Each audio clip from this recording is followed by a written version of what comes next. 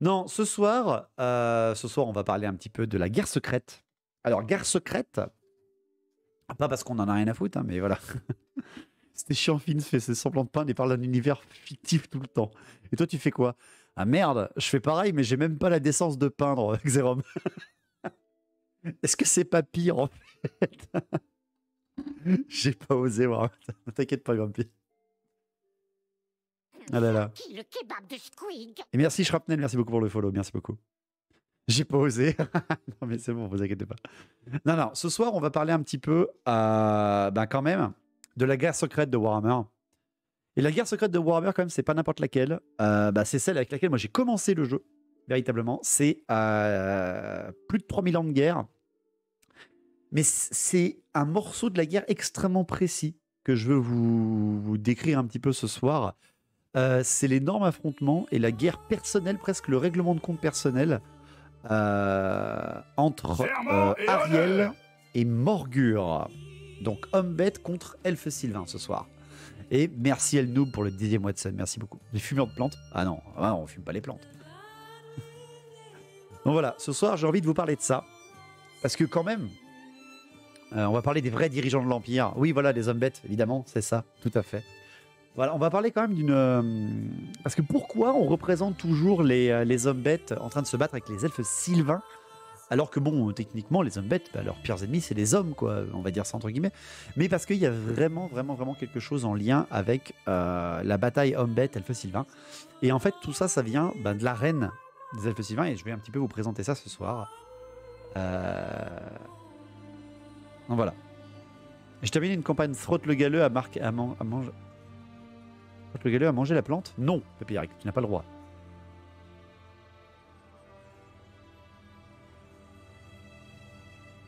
Je te vois. Pardon, il y a Marie-Camille qui vient chercher quelque chose. Donc voilà, ce soir on va parler de ça. Un petit peu, donc je vais vous présenter un petit peu les elfes sylvains, même si je vous en ai déjà parlé il n'y a pas très longtemps. Taros, attention à ce que tu expliques. Mais j'ai surtout un petit peu en fait vous parler des hommes bêtes et de Morgur ce soir, parce que quand même c'est un personnage que j'aime beaucoup. C'est un très beau enfin c'est un très beau anathème, un très beau ennemi des elfes sylvains. Et c'est un perso qu'on voit rarement, voire quasiment jamais sur la table, parce que c'est un personnage typiquement de la V7. C'est la guerre avec Drisha. Alors non, Mordot, c'est pas la guerre avec Drisha. C'est un très bon dirigeant. Mais non, mais pas du tout. On ne parle jamais assez des elfes sylvains. Je suis d'accord, Edenaris, hein, je suis d'accord. C'est une faction qui n'est pas assez connue. Et voilà, j'avais envie de vous parler de ça un petit peu ce soir, des elfes sylvains et des hommes bêtes et de la grande guerre entre les deux. Est-ce que tu as la figue de Morgur? Ouais, j'ai la figue de Morgur, officielle d'ailleurs. Une vidéo fluff sur des punks à chiens. C'est à peu près ça, Corvanders. C'est à peu près ça. Le coup des hommes bêtes qui sont les premiers habitants et qui se font virer par la civilisation, ils ont tout recyclé dans AOS. C'est vrai? C'est vrai, lui là, je savais même pas. Il est le chaos lui-même, c'est ça. Il y a un pont entre les décors qu'on parle GG irréaliste dans la vraie vie et les factions des arbres. C'est ça, Strike Back. C'est ça. Avez-vous entendu parler de nos seigneurs et maîtres, les Éonirs de Lorelorn? Bonsoir à toi, Elkeleb. Alors, Lorelorn, non, on va pas en parler de ce soir. Chaque fois que j'entends le nom de ce seigneur, j'imagine le roi Burgonde. Morgoth? Enfin, pardon, Morgur, tu veux dire? Pourquoi? Pourquoi tu imagines? Donc voilà, je voulais vous parler de ça un petit peu ce soir, parce que quand même... D'ailleurs, t'es-tu un jour intéressé à AOS, le Palique dans l'ombre? Bah dis-toi, le Palique dans l'ombre, j'étais à un tournoi AOS en tant que spectateur il y a 2 semaines. Je suis allé voir un pote jouer, je voulais voir les figurines et tout ça. Le jeu ne me plaît pas, mais je m'y suis intéressé. Morgur, pas changer assiette pour fromage. D'accord, je vois la ref que tu as. Très bien. Très bien, très bien. Donc, attendez, clac, je sors ma photo, voilà. Ça fait Arthur. Ah oui, gros accent alors, un très gros accent. Bien, eh bien, donc voilà. Je vais d'abord vous décrire un petit peu donc qui sont les... Je vais vous décrire un petit peu qui sont les factions de ces... Quelles sont ces 2 factions? Quel est le rapport qu'elles ont avec le monde de Warhammer? Est-ce que ça peut vous donner peut-être envie de les commencer? Parce que, bon, commencer des elfes sylvains en 2023, c'est un peu... c'est pas aussi cher que commencer des rois des tombes ou des bretonniens, mais c'est quand même chercher la mouise, hein, on est d'accord? Il y a encore la moitié des figurines, enfin, la moitié, un quart des figurines elfes sylvaines qui sont en vente sur Games Workshop. N'achetez pas chez Games Workshop, allez chez nos partenaires. Mais c'est compliqué d'en trouver. C'est compliqué d'en trouver. Heureusement, par contre, pour tous ceux qui auraient envie de jouer Hombet, par contre, toute la gamme est encore là. Voilà, toute la gamme littéralement est encore là. Hombet, il y a une super boîte pour commencer d'ailleurs, c'est tout à fait vrai. À l'aide, les figurines Hombet Games. Ah, moi j'aime beaucoup, moi je les aime beaucoup, le palier dans l'ombre. À cause de toi, j'ai envie de faire des Sylvains. Ah, désolé, Mordot. Nouveau seigneur de la Harde, c'est vrai. Nouveau seigneur de AOS. Une très belle cette boîte. Ouais, mais je suis d'accord, je suis d'accord. Il y a de bons 7 $, pour jouer Elfe Sylvain chez Games. Ouais, bah alors quand tu vois les prix, au secours, quoi. Il n'y a pas de Sylvain, mais heureusement, il y a Findus. Évidemment, on a la rêve. Donc, les Elfes Sylvains et les Hombet, c'est vraiment un petit peu le... C'est les deux factions qui se haïssent, littéralement. Je pense que si les Hombet auraient eu une V8, ils auraient eu plus de règles pour affronter les Elfes Sylvains, contrairement à ce qu'ils avaient, dans la V7, donc le dernier livre qui leur est sorti, contre les humains. Alors certes, ils auraient eu des bonus contre les humains, ils auraient gardé leurs bonus contre les humains, parce que les Hombet détestent la civilisation, et surtout celle des hommes, mais je trouve qu'il n'y a pas assez de rapport entre les Hombet et les elfes sylvains, même dans le livre des elfes sylvains, des Hombet, pardon. Pourquoi je dis ça? Parce que c'est une des guerres qui est toujours active, qui est toujours en cours, et qui est ultra vénère. Hein. Merci beaucoup Oxben, merci beaucoup pour le follow. Depuis quand même 3000 ans. La guerre a commencé quelques années après la déchirure quand même.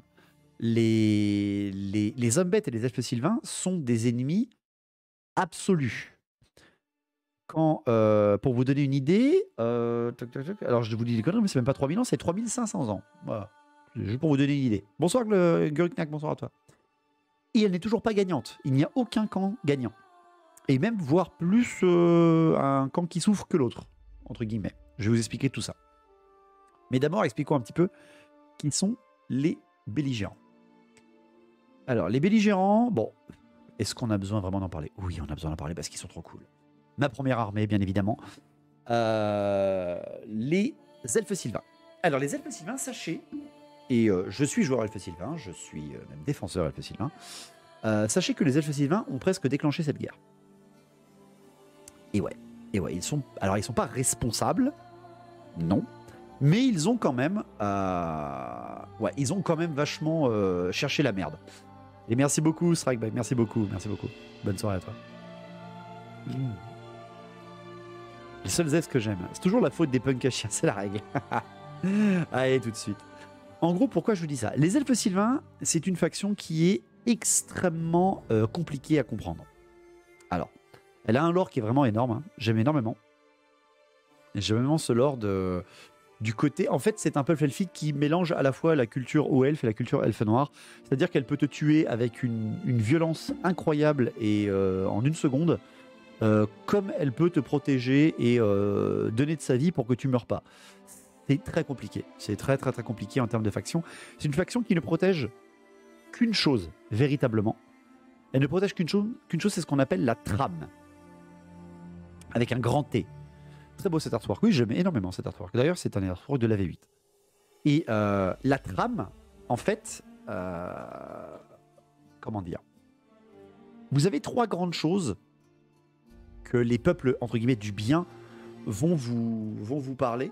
Vous avez la toile géomantique, vous avez le grand vortex et vous avez la trame. C'est les trois choses, on va dire, qui protègent absolument, qui sont littéralement le bouclier void de la planète contre le chaos. Ou en tout cas, qui le canalise et qui le protège, qui le réfrène. La toile géomantique, création des anciens et des hommes lézards. Le grand vortex et les pierres gardiennes, les hauts elfes.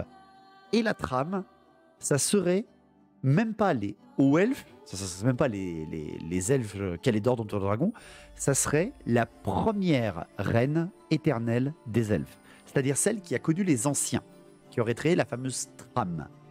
Et la trame, c'est en lien avec Athel Lorraine. Alors, Athel Lorraine, vous allez me dire, ok, il va commencer à nous bassiner avec ça, mais Athel Lorraine, quand même, c'est pas rien. Isha, alors oui, Isha, c'est littéralement la déesse de la vie elle-même. Ce qui est l'incarnation sur Terre, c'est la première reine des elfes, et derrière après, Ariel. La Dame du Lac voulait que Karl Franz soit empereur, non? Oui, tout à fait, Pierrick, tout à fait. Athel Lorraine, à la base, pour bien vous rappeler ça encore une fois, Athel Lorraine, lors de la création du monde, avant que le chaos n'envahisse le monde, ça recouvrait quasiment la taille du vieux monde entier. C'était colossal, Athel Lorraine. Et ce premier arbre, cette première gemme, qui est le grand chêne des âges, qui est en plein centre d'Athel Lorraine, a été planté par les anciens, par les créateurs du monde de Warhammer, ou en tout cas par les modeleurs du monde de Warhammer et des races dominantes. Seule chose, il n'y a pas que la graine du grand chêne des âges qui a été plantée, il y a la création des esprits de la forêt. C'est la deuxième race avec les elfes qui est née par le biais des anciens, après les hommes lézards. Et les esprits de la forêt, les tout premiers, ce sont les aïeux. Et les aïeux, vous en connaissez un des aïeuls, c'est Durtu. C'est Durtu lui-même. Durtu a donc connu les anciens, ou en tout cas est né sous leur tutelle. Il y en avait plusieurs autres. Durtu est quasiment maintenant le dernier. Quasiment. Il y en a quelques-uns qui traînent encore. En tout cas, un qui traîne. Durtu la feuille. Ouais, plutôt Durtu grosse feuille. Ouais. Et ces gars-là, ces esprits de la forêt, protègent la trame. La trame, ça serait un petit peu, on va dire, la protection et le développement du chêne des âges. C'est leur but. Et les elfes sylvains, donc la faction qui vit en Athel Lorraine. Bonne soirée, Xérom. Merci beaucoup pour le raid et tout ça. Merci beaucoup. Bonne soirée. Merci d'être passé. Alors, je note beaucoup de bois pour les fourneaux de Zarnagronde. Ouais, bah alors méfie-toi, Coco. Hein. Même si c'est Zarnagronde, méfie-toi quand même. Et ces fameux esprits de la forêt ont un lien énorme avec les elfes. Ils ont un lien déjà de base parce qu'ils sont quasiment de même naissance. Ils sont nés en même temps. C'est une création des anciens qui a été faite quasiment en même temps. Ultuan, île paradisiaque pour la reine des elfes. Athel Lorraine, chaîne des âges plantés et premiers esprits de la forêt créés. Le chaos va arriver, je vous en ai parlé la semaine dernière, et lorsque le chaos arrive et que les démons de Slaanesh ravagent Ultuan, la première reine éternelle protège ses deux enfants, Moragnon et sa fille, des mains des démons en les faisant sauver par Durtu. Durtu lui-même va téléporter les enfants de la reine éternelle en Athel Lorraine pour les cacher des démons pendant que la maman va se faire défoncer la tronche et que Aenarion va devenir complètement fou. Durtu faisant ça rompt un petit peu un pacte entre les esprits de la forêt et les elfes, du genre vous avez votre île, nous on a notre forêt et on se mélange pas. Déjà des arbres sont racistes.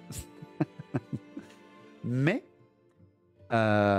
Durtu voulant quand même sauver la race avec laquelle il a le plus de liens, les elfes, les Ents, ouais, les Ents plus bourrins que les Ents quand même, hein, beaucoup plus sanglants que les Ents. Durtu et les autres aïeux, Coédil et Adan-Hu, retournent en Athel Lorraine, protègent les enfants de la reine et surtout protègent Athel Lorraine qui est en train de se faire défoncer la tronche par les démons de Tzeentch. Bonsoir Bonicam, bonsoir à toi. Pour combattre les démons, les esprits de la forêt créent des esprits de la forêt beaucoup plus jeunes, beaucoup plus vénères, beaucoup plus tournés sur l'ombre, le vent de l'ombre et la bestialité qui règne sur la terre à cause de l'incarnation du chaos. Et ils créent des armes, des esprits de la forêt armes, un petit peu comme avaient fait les anciens avec les sang-froid, enfin avec les hommes lézards. Ils créent les dryades et font un bras armé à Athel Lorraine, beaucoup plus nombreux en tout cas que les aïeux. Grâce à ça, et on va dire aussi grâce au grand vortex, les esprits de la forêt vont survivre. Athel Lorraine, beaucoup moins.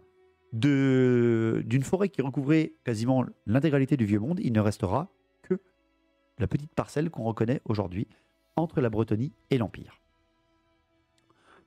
Seule chose, c'est que ce fameux lien qu'il y a eu, les chouchous de Dave ce soir. Non, on va parler de Zombette aussi, hein, les chouchous de Marie-Camille. On peut dire que les elfes noirs sont apparus à cause de Durtus, sinon Enarion serait directement en trouvant les corps de sa femme et enfants, et hop, pas de Malekith. Non, Liulat. Non. Il n'y aurait pas eu d'elfe noir, il n'y aurait pas eu d'elfe tout court, en fait, parce qu'il n'y aurait plus eu de reine éternelle. Sans Durtus, il n'y aurait plus eu de reine éternelle, donc il n'y aurait plus aucun elfe. Directement mort. Oui, il serait directement mort, par contre. Oui, Enarion aurait certainement été tué. C'est pour ça qu'il n'y a pas de péage en Bretagne. C'est ça. Vous avez tous les deux peuples préférés opposés. Avez-vous déjà réfléchi à ce sujet? Ouais, j'avoue. Je continue d'avancer un petit peu. Edenaris, je le vis très très bien, Edenaris. Pourquoi les elfes sylvains ne libèrent pas la forêt des entraves des pierres gardiennes? Alors, justement, Biomatie Rouge, je vais en parler un peu plus tard. Les années avancent, Athel-Lorraine et les elfes se relèvent, et la guerre de la vengeance, donc guerre civile des elfes noirs et des hauts elfes, guerre de la vengeance et guerre de la barbe, donc nains contre hauts elfes, commandité par les elfes noirs, et victoire des nains contre les hauts elfes se barrent, et tous les colons qui étaient sur le vieux monde, ayant été massacrés pendant des siècles par les nains, préfèrent quitter le trône phénix et décident de rejoindre cet appel un petit peu qu'ils ont dans le sang depuis des centaines d'années, qui est dû justement au pacte entre la première reine éternelle et Durtu, pour rejoindre cette fameuse forêt que même les nains refusent de rejoindre. Et merci Arbenin pour le 18e mois de sub, merci beaucoup. Seule chose, c'est que les elfes qui vivaient sur le vieux monde ont compris que cette forêt était ultra dangereuse. Ils l'ont compris très vite. Merci El Chocolata, merci beaucoup pour le follow. C'est juste que pour éviter que la forêt ne grossisse beaucoup trop, justement à nouveau, et ne dévore à nouveau, ne dévore pas à nouveau tous les peuples qui l'entouraient, les nains, les hommes, qui sont quand même aussi des créations des anciens. Les elfes du vieux monde à l'époque, qui étaient encore des elfes, pas des hauts elfes, ont créé ces fameuses pierres gardiennes qui entourent Athel-Lorraine et qui la contrôlent, qui la canalisent ici même, qui l'empêchent tout simplement de trop se développer. C'est important, parce que ces pierres gardiennes sont à la fois des pierres gardiennes du grand vortex, parce que, comme je vous l'ai dit, ici, il y a un pouvoir de la trame gigantesque. C'est la plus grande canalisation du vent de la vie sur la planète de Warhammer. Si on a un endroit où le vent de la magie de la mort est ultra canalisé, ça serait la pyramide noire de Nagash, ou Nagashizar, ou la Sylvanie. Tout dépend un peu du moment de l'histoire où vous êtes. S'il y a un endroit où la trame, où la magie du vent de la vie est énorme, c'est en Athel-Lorraine. Donc tu as un espèce d'énorme réservoir de magie ici même.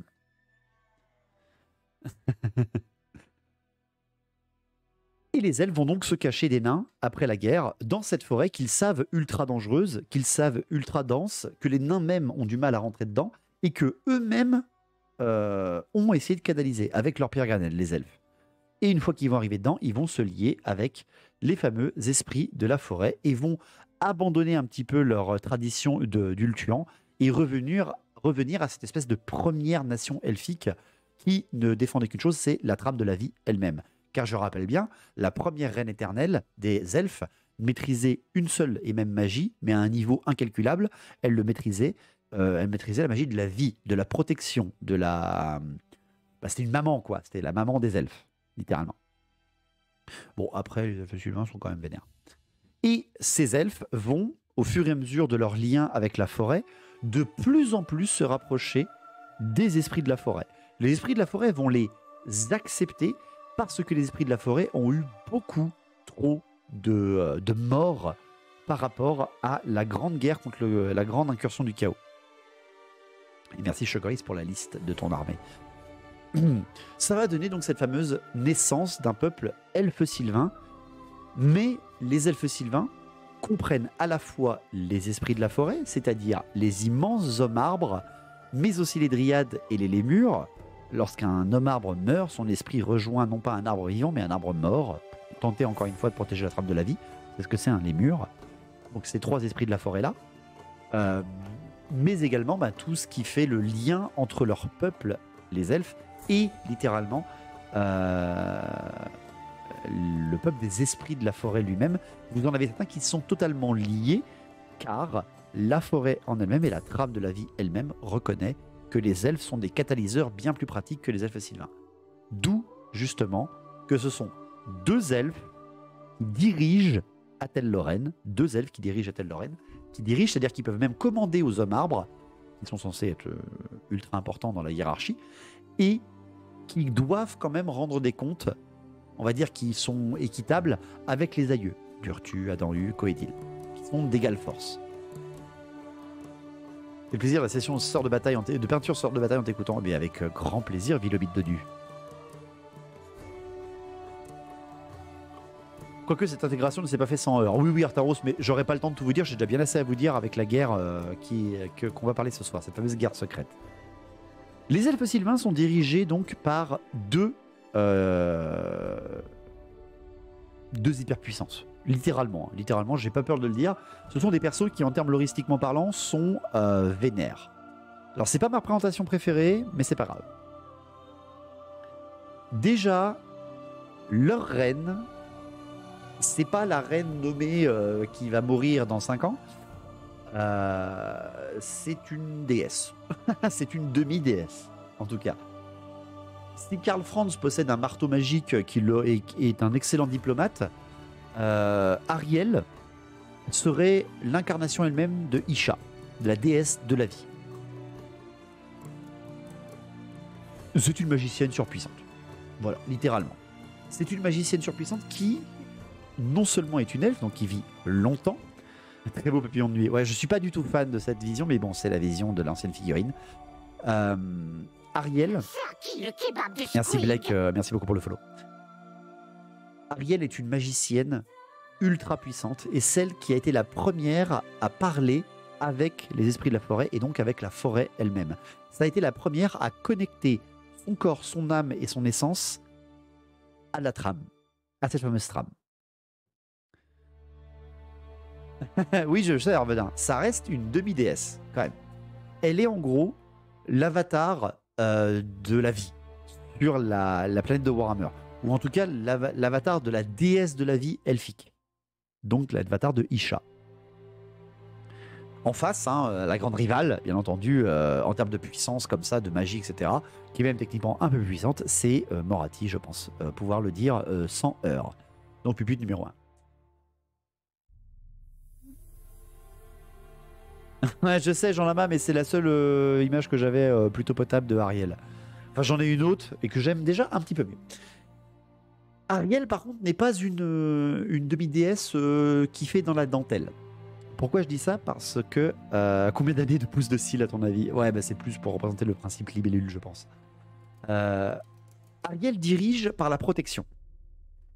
Ariel dirige par la protection. Elle comprend complètement la trame de la vie et elle est une mage incroyable, mais elle n'est pas une grande combattante. Et elle est, comme la nature, comme la vie de la nature elle-même, elle est fluctuante, Ariel. Elle peut à la fois être douce comme un agneau ou être vénère comme pas deux. Mais bon, quand tu te dis que elle, c'est la tendre, t'en as un à côté d'elle qui, lui, l'est beaucoup moins. Et c'est son mari, entre guillemets, c'est Orion. Orion dirige, on va dire un petit peu en égalité, c'est un roi consort comme Isha, comme Ariel. Orion est lui-même une incarnation d'un dieu sur Terre, mais il n'est pas l'incarnation de Isha, il est l'incarnation de Kurnus, donc le dieu de la chasse, le dieu de la bestialité, mais pas la bestialité genre je te dévore le corps, etc., mais plutôt de la rage bestiale, du genre faut que je me défoule. Vous voyez les rage rooms? C'est lui qui les a inventés, mais pour le plaisir, tu vois, pour le bien. Elle n'est pas tout le temps dans Maman Isha. Ah oui, non, je confirme. On va en parler. Justement, on va en parler. Et ces deux-là, donc Kurnus, grand roi de la chasse sauvage, la fameuse chasse sauvage, cette fameuse déblatération complète de puissance des elfes. Merci pour tous ceux qui m'envoient des, des MP pour les messages, c'est parfait. Le chien qui se frotte sur votre jambe, bah, c'est Orion. Je suis pas sûr que ça plaise cette description. Il a des sabots d'homme bête. Oui, parce qu'il est, il est en lien avec la magie de la bête, Orion.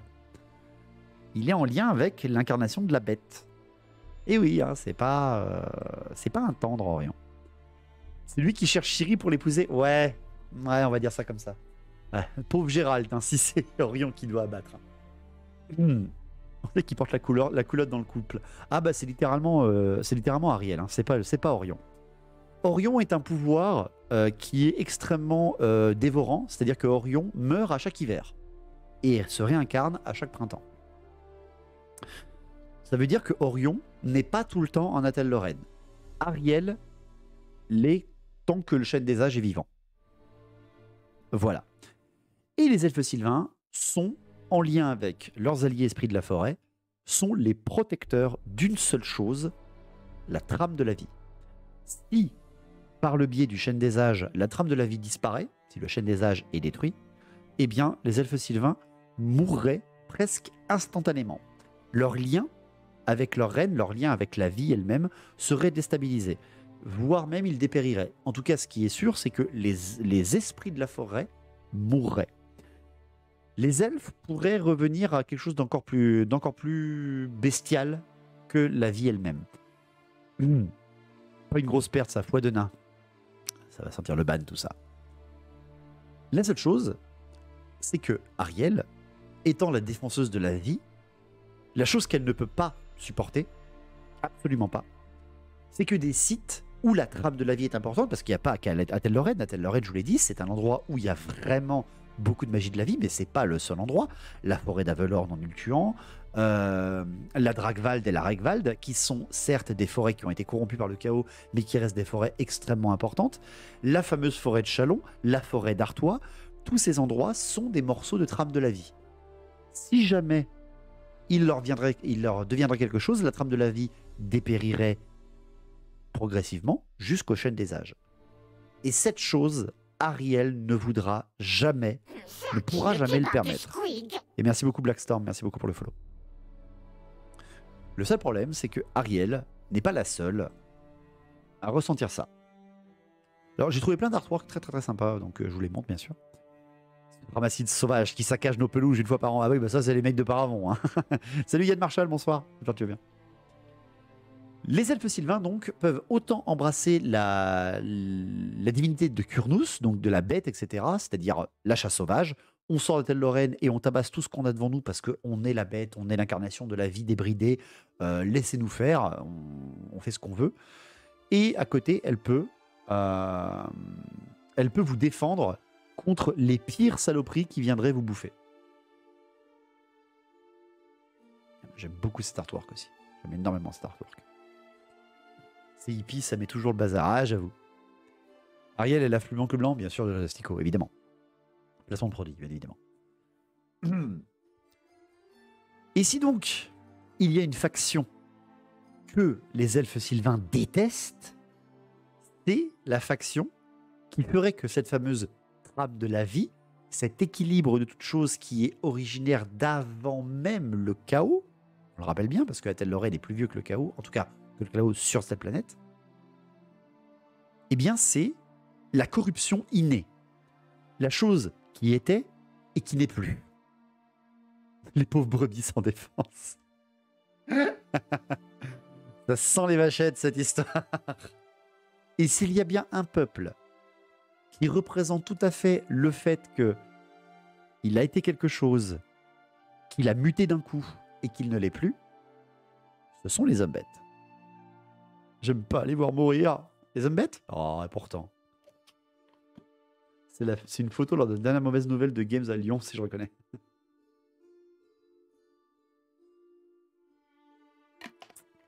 Les hommes bêtes.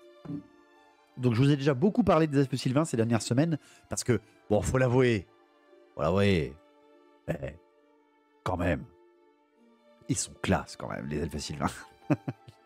On va pas dire, mais quand même, ils sont classe. Allez, s'il vous plaît. Allez.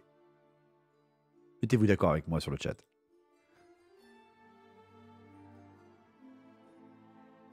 Évidemment. Bien. Corban Nurse. Putain, mais sans... Immonde, nous dit Jessie. Immonde. Orion est très classe, il a moitié homme bête, donc c'est vrai. Salut Sugaki, bonsoir. J'arrive sur les obsidiens son classe, c'est un grand oui. Parfait, bien, installe-toi Sugaki, tu vas apprécier cette soirée. C'est pas des webs, donc c'est ok. Je rappelle, salut Charles, bonsoir à toi. Je rappelle à tous les adorateurs de Malekith hein, que la femme de Malekith est une elfe sylvaine à la base. J'arrive sur des propos à conflit. Orion pourrait presque créer une religion chez les Tobets, c'est vrai, hein, c'est vrai. Ah bon? Eh oui, Yoriknak. Quand même, et moins que les nains du chaos, bien sûr. Malekith a une femme aussi classe que des Dioblas. Ex-femme, non? Ah, une ex-femme, et femme. Dans le monde de Warhammer, pour un mec qui a 5000 ans de défaite, c'est la même chose. La femme de Malekith, c'est sa mère, non? Ah, mais je peux pas tout refaire, je vous en ai parlé la semaine dernière. Est-ce qu'ils sentent le bois et les fleurs, ceux-là? Alors peut-être, mais après te l'avoir mis dans la gueule. Hein. Ou elle 0 sur 20, Sylvain 1 sur 20. Gestionne, tu es un cas désespéré. C'est vrai ce bail de femme de Malekith, j'ai pas vu dans le roman. Après, les versions changent tellement de lore. Oui, alors le Palier dans l'ombre, c'est un lore qui a été amené avec la V8. Et je crois que le livre sur Malekith est plus vieux que ça. Tu parles de sa femme dans End of Time? Non, non, lui, il a dans le lore, dans le livre d'armée de la V8 et celui même des elfes noirs de la V8, il a une femme Malekith. Une femme qui l'a quitté quand il est devenu fou. Il préfère rester en famille, Malekith. Parce que ta femme, genre, c'est pas ta famille. Quel enfoiré. Oui, parce qu'en fait, Malekith, après 3000 ans de guerre contre les hauts elfes et qu'il n'arrivait pas à gagner, il a commencé à se rapprocher, à se calmer un petit peu, et Morathi se demandait pourquoi.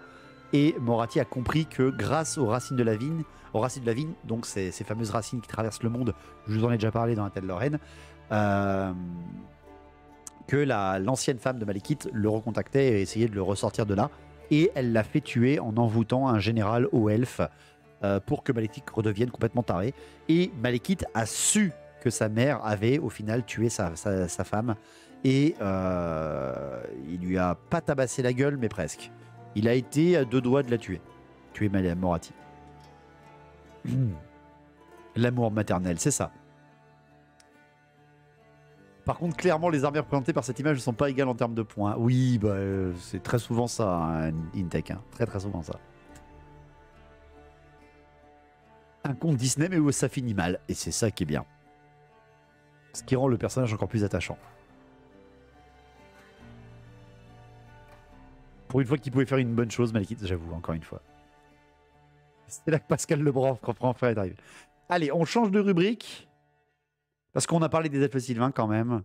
Et on ne peut pas parler... Franchement, pour moi, vraiment, dans le monde de Warhammer, on ne peut pas parler des elfes sylvains sans parler des hommes bêtes. C'est inqualifiable de ne pas lier ces deux factions. De les lier dans la haine de la guerre, hein, mais pour moi, c'est impossible de ne pas le faire. C'est généralement les impériaux qu'on voit écraser sur les artworks. C'est souvent ça, c'est vrai quand même. Comme quoi répondre aux messages de ses ex. Ah, c'est chaud quand même. Et on va parler de Morgur. Oui, bien sûr qu'on va parler de Morgur, évidemment. C'est le sujet même de ce soir. Les hommes bêtes, qu'est-ce que c'est? Qu'est-ce que c'est que les hommes bêtes dans Warhammer? Alors attention, les hommes bêtes dans le monde de Warhammer, c'est un peuple qui a énormément changé selon les versions du jeu. C'est une faction qui s'est fait d'abord appeler les Hordes du Chaos, puis les Bêtes du Chaos, enfin qui faisaient partie des Hordes du Chaos, puis qui sont devenus les Bêtes du Chaos, et qui sont même devenus finalement les Hommes Bêtes. C'est un peuple donc qui... oui, c'est un peuple grande nouvelle, oui, bah c'est... Les peaux vertes aussi, et pourtant, va appeler ça un peuple. Est-ce qu'ils ont marqué l'histoire? Bah quand même, oui, un petit peu. Hein, je t'ai fait une vidéo The Old World pour parler de ça. L'Empire les connaît bien, hein, les hommes bêtes. Si t'es joueur impérial, ils ont plutôt bien marqué ton histoire une ou deux fois, les zombettes. Les zombettes, en fait, c'est littéralement... Ils s'appellent eux-mêmes les vrais enfants du chaos. Alors vous allez me dire, c'est un peu présomptueux de se faire appeler les vrais enfants du chaos quand tu sais qu'en face, t'as des démons, qui sont littéralement l'essence même du chaos. Pourquoi ils se font appeler les enfants du chaos? Parce que lorsque les portails se sont effondrés, donc la grande catastrophe, le moment où les portails stellaires et des pôles des anciens qui leur permettaient de voyager entre les mondes ont explosé, eh bien les zombettes sont nés. C'est littéralement l'image que vous avez là, hein, c'est l'effondrement des vortex, hein, ici même, c'est donc l'avènement du chaos sur Terre, c'est toute la puissance débridée dans le monde de Warhammer, toute la puissance débridée du royaume du chaos qui a recouvert la planète en une fraction de seconde, ou en tout cas en quelques jours, en quelques semaines, quelque chose qui a été sur un territoire, c'est bombache, hein, c'est comme ça, puis après ça a fait un peu nuage radioactif, etc. Pas de dieu, pas de maître. On pourrait dire ça, Nero. On n'a pas encore fait chier sur Total Warhammer 3 avec les contes vampires, mais ça serait tardé. Ah bah oui, ça, tu vas voir. Je vois un futur corps de Slanesh sur la gauche. Ici, là? Oui, je crois aussi. Sur la droite? Là, celui-là, oui, c'est la pince. C'est la pince. En gros, lorsque les portails se sont effondrés, la puissance qui en est ressortie et les ventes du chaos qui en ont ressorti ont immédiatement transmuté un morceau de la planète. Ou en tout cas, une région entière de la planète avec l'énergie qui s'est matérialisée d'un coup. Tout ce qui était vivant sur cet endroit, que ce soit des bêtes ou des hommes, ont muté. Mais en quelques secondes, c'est ce que représente très très bien l'image, je trouve. La chair a gonflé, les ossements sont sortis d'un corps et ont pris vie, alors que le corps était encore en vie. Des cornes sont poussées, des animaux ont muté littéralement et se sont mixés avec des créatures à côté d'elles, etc. Le mec avec la colonne qui lui sort du dos, là, ouais, pas dingue, ouais, j'avoue. Ouais. C'est The Thing, quoi. Ouais, c'est littéralement ça, c'est The Thing. Et c'est ainsi que sont nés les zombettes, la faction des zombettes. En gros, voilà ce que fait le chaos lorsqu'il n'est pas contrôlé. Voilà ce qu'il se passe lorsque seulement l'énergie des royaumes arrive sur Terre sans être contrôlée. C'est pour ça qu'ils se font appeler les vrais enfants du chaos. Ils ne sont pas quelqu'un qui a été attiré par le pouvoir et qui a vendu son âme pour le pouvoir, les guerriers du chaos. Ils ne sont pas des royaumes du chaos, ils ne sont pas qu'une essence du pouvoir eux-mêmes, comme les démons. Ils sont les vrais enfants du chaos. Voilà ce que donnera le monde de Warhammer lorsque le chaos aura gagné. Tout ne sera que mutation. Si vous voulez un autre exemple de qu'est-ce que c'est qu'un homme bête, qu'est-ce que c'est que le chaos qui débride sa puissance, relisez la grande guerre contre le chaos, à savoir K'ul contre Magnus le Pieux. Ce qui va se passer dans The Old World, c'est la cité de Prague qui tombe et qui devient une cité elle-même du chaos, car elle mute elle-même avec ses habitants, car une fois que la ville est tombée, les vents du chaos se sont engouffrés dans le monde mortel et ont fait muter les habitants, les survivants, les guerriers qui étaient dedans, et la ville elle-même. Ça montre que le chaos ne vise pas juste la destruction du monde. Ah non, il vise sa mutation. Le royaume du chaos, ce qu'il veut, c'est englober ce monde dans son royaume. On fait beaucoup de cas de quelques paysans impériaux qui vont se taper des chefs dans les bois. Ouais, alors personnellement, jamais je fais le métier de bûcheron dans le monde de Warhammer. Hein. On va en parler justement. Ces hommes bêtes, ces créations mutagènes du chaos, comme dans AOS, c'est vrai? Comme dans AOS? Je savais pas. Ces mutations du chaos vont être attirées entre elles, mais pas dans une espèce de civilisation. Il y a bien une chose que les hommes bêtes ne sont pas, c'est une civilisation. Ils ne sont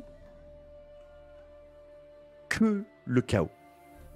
Si les orques et gobelins ont quand même un petit peu d'organisation, on va dire, entre guillemets, les hommes bêtes ne sont qu'une seule chose, c'est la bestialité. Mais pas la bestialité comme Orion que je viens de vous présenter. C'est vraiment la bestialité. Le plus fort domine, le plus faible meurt. Direct. Alors que Orion n'est pas comme ça. Un bûcheron de battle qui fait ce métier depuis plus de 5 ans, c'est un Astartes de 40K. C'est à peu près ça. Bonsoir Géchion, bonsoir à toi. Du coup, à la fin d'End of Time, c'est plus Archaon qui est une victoire royale que le chaos qui gagne. C'est exactement ça, Serachi. C'est tout à fait ça. Pas de spoil. Oui, bah, ça, on peut pas. C'est pas visible sur Age of Reckoning, ça. Dommage pour Prague. Ah, je suis d'accord. Je trouve ça dommage. La puissance, c'est à peu près ça. C'est quoi le métier le plus dangereux à Warhammer? Bûcheron ou égoutier? Ah, c'est une bonne question. Merci Laïski Reito, merci beaucoup pour le follow. T'as oublié aussi Fossoyeur.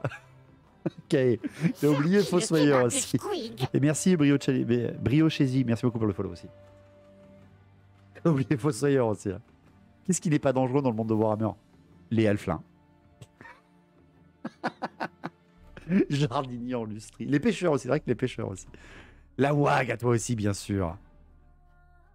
Mensonge, nous dit Gurignac.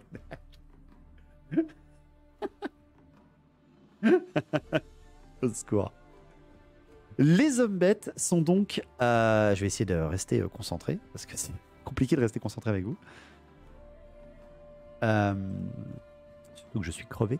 Les hommes bêtes, ce sont les enfants du chaos. Ce sont les vrais descendants de qu'est-ce que c'est que le pouvoir du chaos. Et non seulement ils sont eux-mêmes des formes, des bestialités faites pour la guerre, faites pour simplement que le plus fort domine, et la seule chose qu'ils comprennent, c'est la force. Et merci beaucoup Festus, merci beaucoup pour le follow. C'est pour ça que normalement les hommes bêtes détestent toute forme de civilisation. Mais vraiment, c'est viscéral. Pour eux, les hommes bêtes, par exemple, ils sont extrêmement décrits pour ne pas faire leurs armures. C'est qu'ils prennent, pour ne pas avoir le moindre sens de travail égale résultat. C'est juste, je te bute, je prends, parce que tu es plus faible. Je suis plus fort, je tue ce qui est en face.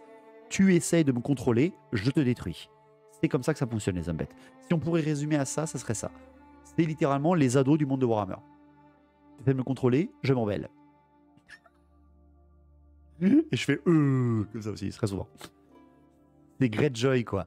Ouais, ça pourrait être un peu des Greyjoy. Ils lootent, ils craftent rien. C'est exactement ça, MTech. Exactement. Leurs armures, par exemple, sont faites par les cadavres qu'ils tuent et ils martèlent de leurs sabots les morceaux de métal pour qu'ils arrivent à être sur leur corps et être à leur taille. Voilà, c'est comme ça que fonctionnent les armuriers hommes-bêtes.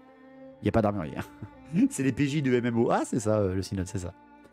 Et en plus, donc, comme je vous l'explique, ces hommes bêtes, créations mutées, sont attirées les unes aux autres par la force. Ce qui fait qu'elles forment des énormes hardes qui détruisent et corrompent. Détruisent et corrompent, détruisent et corrompent. C'est une forme de civilisation, ils vont t'abattre, te marteler, te chier dessus et partir. C'est littéralement décrit comme ça. Hein.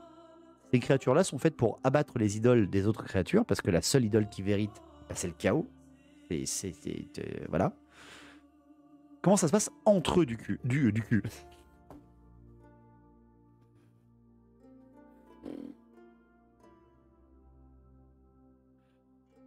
Je suis fatigué.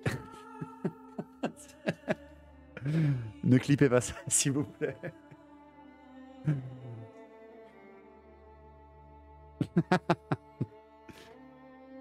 Et pitié du métal, c'est pas un peu du craft? On pourrait presque dire ça. La réponse est dans la question. Si la neige vient d'arriver, c'est trop tard. Voilà, allez, c'est bon. Knight, putain, au secours. Ils sont pas si bêtes que ça. Non, ils sont pas bêtes genre stupides, ils sont bêtes genre bestiales. Jet de dératé, c'est littéralement ça. Éloquence loupée. Comment ça se passe lorsqu'ils sont face à face, deux hardes qui se rencontrent l'une face à l'autre? Eh bien, tout simplement, l'une dominera l'autre. Quoi qu'il arrive, il n'y a pas de paix chez les hommes bêtes. La seule chose qui pourrait les calmer tout de suite, c'est une incarnation de l'énergie du chaos, qui est donc leur essence même, vu qu'ils sont nés du chaos, ils sont les enfants du chaos, qui arriverait à les canaliser pendant un temps. C'est même que pendant un temps. Même le plus puissant prophète du chaos du monde de Warhammer ne pourra contrôler les hommes bêtes que pour un temps. Car ils sont vraiment le chaos. C'est ce que je leur aime bien dans leur lore. On est intenable. Ouais, je confirme, mais c'est ça qui me fait rire aussi. Les hommes bêtes sont vraiment intenables. Je pense qu'ils sont même aussi intenables que les Skaven. Mais dans le lore, les Skaven, dans l'histoire, s'allient plus que les hommes bêtes. Entre eux. C'est l'or avec les hommes bêtes, on est intable. C'est vrai, c'est vrai. Ou que le chat. Ah oui, c'est vrai que le chat. C'est vrai que le chat est peut-être plus énervé que ça. Il n'y a jamais d'évacuation de Casper. Rien que pour ça, Jean Lama, je fais un silence de 2 secondes.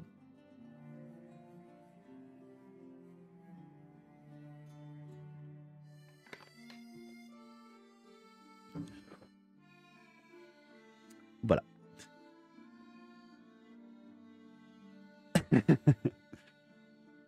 Donc les hommes bêtes, je vais y arriver, hein, je vais y arriver. Les hommes bêtes ne sont faits que pour une chose, détruire ce qui n'est pas corrompu, abattre ce qui n'est pas comme eux.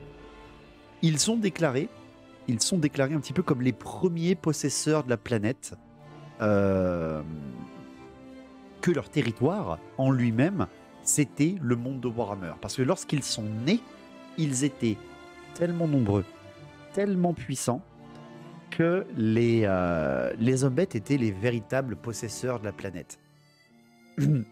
Et c'est que parce que le grand vortex a été créé et que l'énergie du chaos a été réduite, que les humains, les nains, les elfes, les hommes lézards, toute civilisation qui est née plus tard, ont pu les repousser dans les endroits qui sont restés sauvages et dangereux, c'est-à-dire les forêts qui ont été corrompues par le monde par le chaos.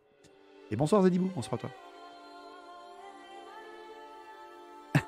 Il a besoin d'un chien pour aveugle. Mais si, il voit. Puis il renifle beaucoup les hommes bêtes. Ils ont un excellent odorat. Ce qui fait que les hommes bêtes détestent les humains. C'est marqué dans leur lore, c'est inscrit dans leur lore. Les hommes bêtes haïssent les humains, quels qu'ils soient. Les Bretoniens, les Catéiens, les Néicariens de l'époque. Et bien entendu, les impériaux. Ils détestent ces factions-là, parce que déjà c'est une civilisation, donc de base c'est viscéral, ils doivent la détruire, mais en plus derrière, ils détestent les Kislévites, tout ça, parce qu'ils sont maintenant dominants sur les plaines, alors qu'avant c'était les hommes bêtes. Donc il y a un peu de jalousie là-dessus, mais c'est surtout parce que c'est viscéral entre eux. C'est des choses, c'est des petites créatures qui avant étaient leur casse-croûte, hein, parce que c'est des bestioles qui bouffent tout, hein, les hommes bêtes. Ils te bouffent la jambe quand ils te boufferaient un saucisson. Et derrière... ce sont des jalousies ou rancuniers. Voilà, c'est vous qui voyez, c'est soit l'elfe, soit le nain. Jaloux ou rancunier. Vous voyez comme vous voyez, d'accord? Ça se reproduit comment les hommes bêtes? Question sérieuse. Et bien justement, Corpli, sachant que déjà, par mutation, ils naissent, les hommes bêtes, mais vu qu'ils détestent toute forme de civilisation et qu'ils ne veulent qu'une chose, c'est la corrompre, ils se développent énormément par le viol.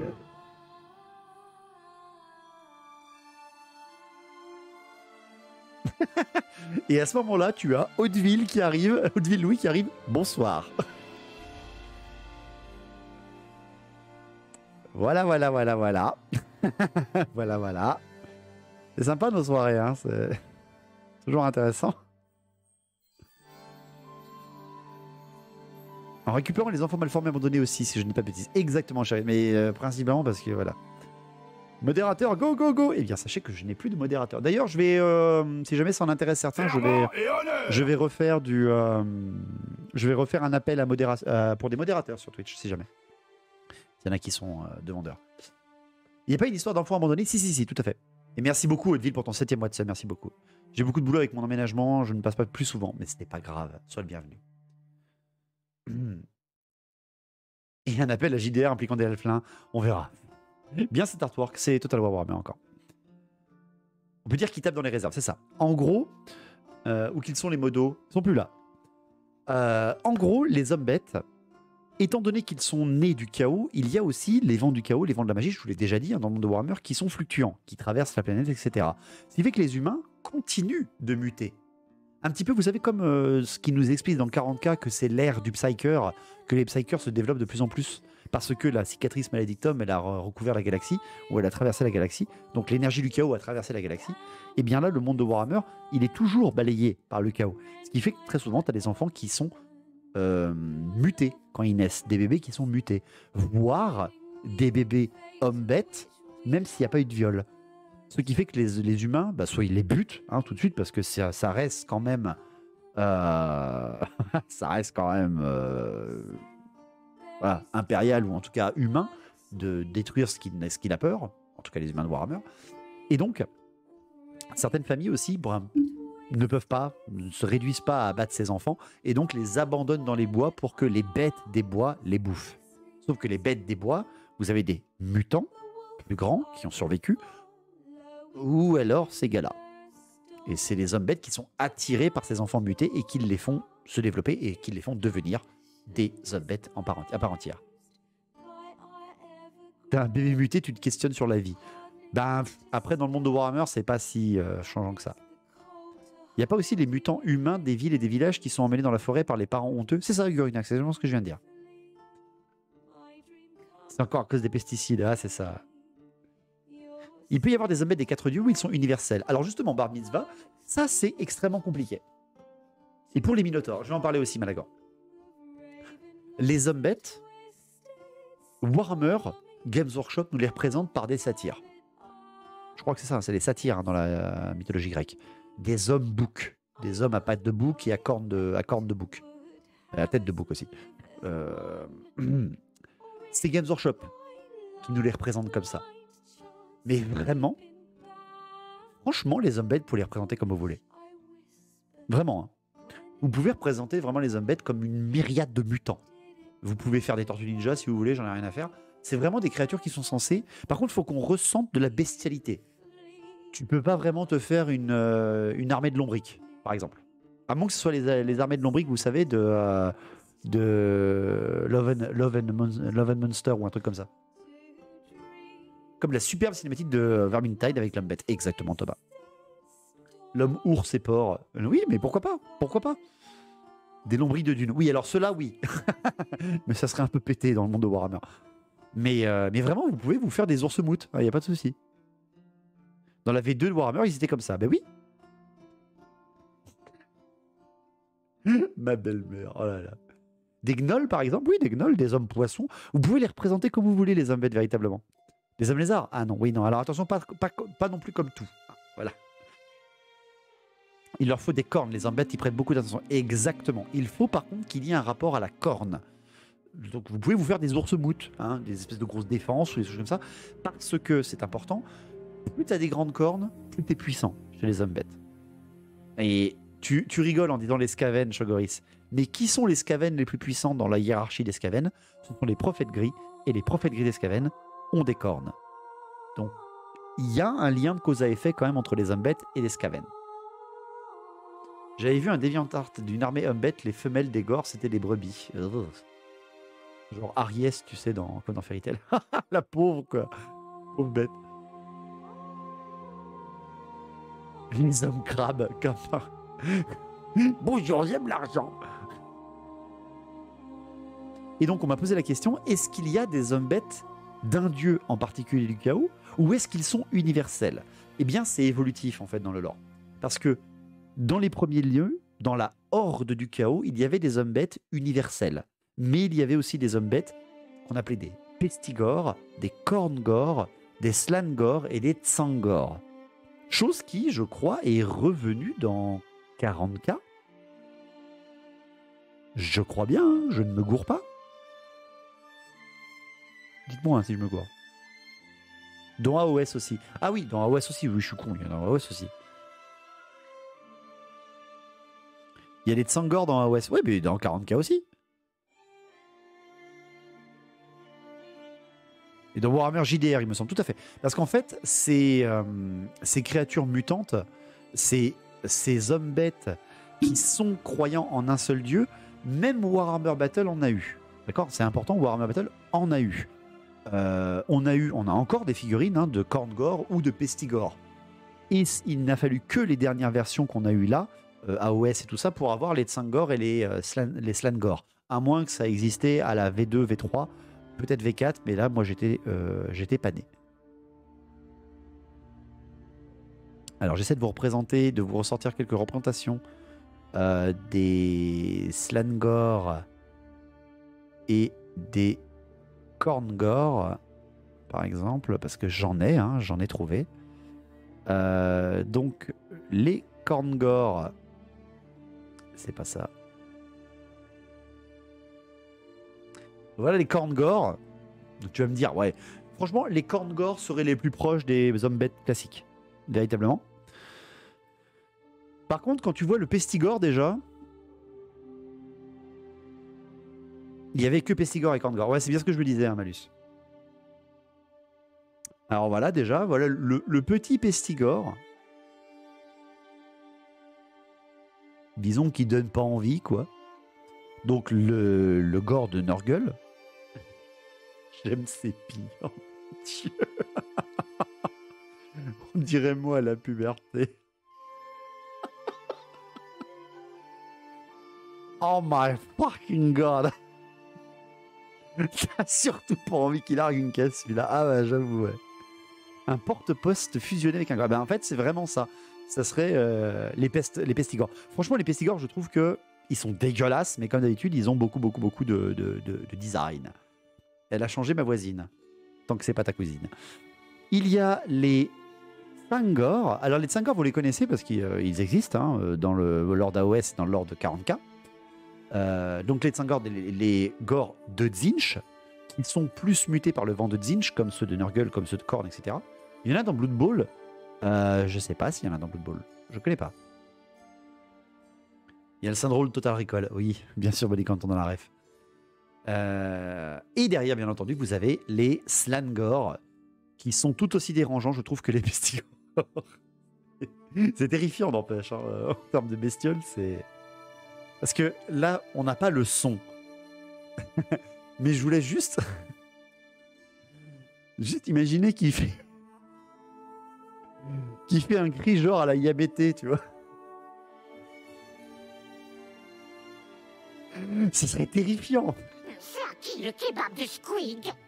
Quoi sous leur drapé? Tu veux pas savoir. Et merci beaucoup Skinless, merci beaucoup pour le follow. Nani.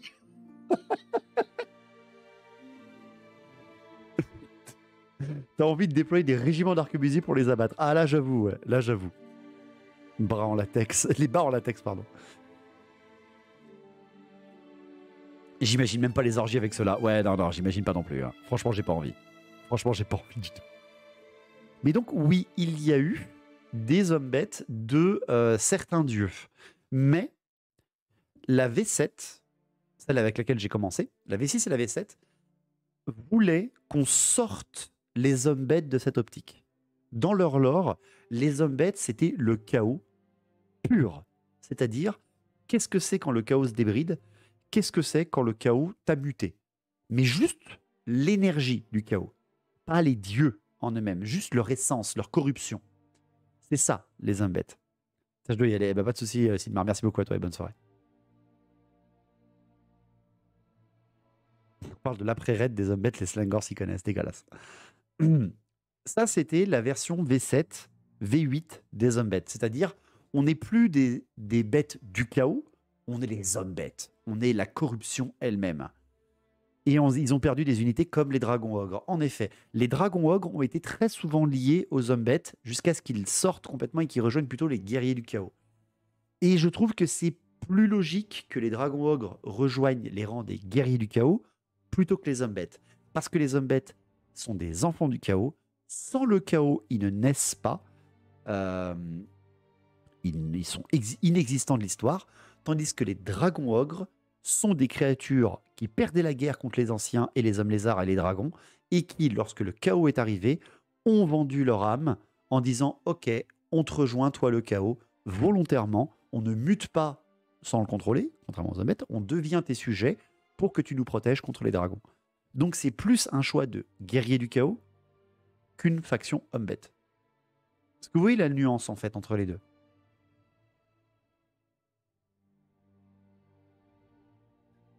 Tu veux mettre les dragons dans ton LA, on me la MP quasi à chaque fois. Ben, je sais, Blast, mais j'essaie de te trouver des excuses.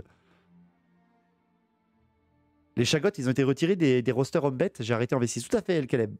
Par l'explication que je viens de te donner. Les Chagots, oui, les dragons hot Chagots, ce sont les plus puissants des dragons ogres. Donc, c'est le même lien que ce que je viens de vous faire. Les dragons ogres et les Chagots, ce ne sont pas des mutations. Ce sont des créatures qui existaient même avant l'arrivée des anciens. ils sont aussi vieux que les dragons. Donc c'est plus, et c'est logique, c'est plus un choix guerrier du chaos qu'un choix homme bête. Ils ont choisi volontairement de rejoindre le chaos, contrairement aux hommes bêtes qui sont juste nés de lui-même. Ils ont vendu leur âme, exactement. Me coucherai moins bête ce soir, ben Caleb, tant mieux, c'est à ça que servent ces streams. À vous bien vous préciser le lore. Enfant du chaos, tu parcours la terre qui se lève, cherche ton chemin, le chaos c'est ton destin. Ah là, là, oui, oui, on a la rêve, on a la chanson bien sûr. Et tout ça, hein, c'était juste pour vous expliquer qu'est-ce que c'est qu'un homme bête.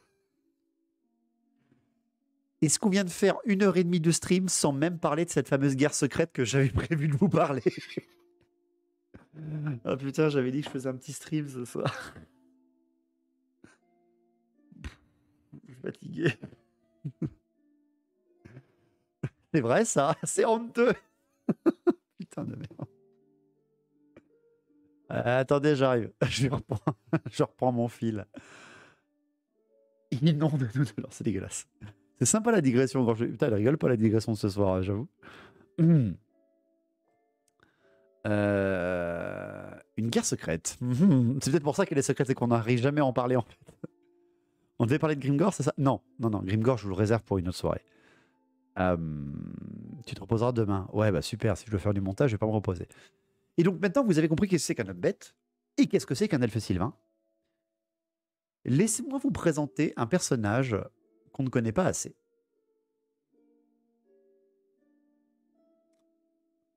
Monsieur, j'ai bien dit Monsieur Morgur. 2h30 de stream, c'est un style stream. Oui, ça c'est pour ceux qui streament en vrai métier. Voici donc un héros légendaire. Et j'ai bien dit un héros, hein, je suis même pas sûr qu'il soit seigneur. Je révise vite fait. C'est Rastabiket. Ah ouais, alors si ça c'est pas un Rastabiket, je sais pas ce qu'il vous faut. Hein. Je crois que c'est même pas un seigneur, hein, c'est un héros. Et oui, c'est un héros, c'est même pas un seigneur. Voilà Morgur. Qu'est-ce que c'est que ce Batakès? Parce que quand même, dans les hommes bêtes, on a des seigneurs légendaires qui rigolent pas. On en a plus d'un qui sont vraiment des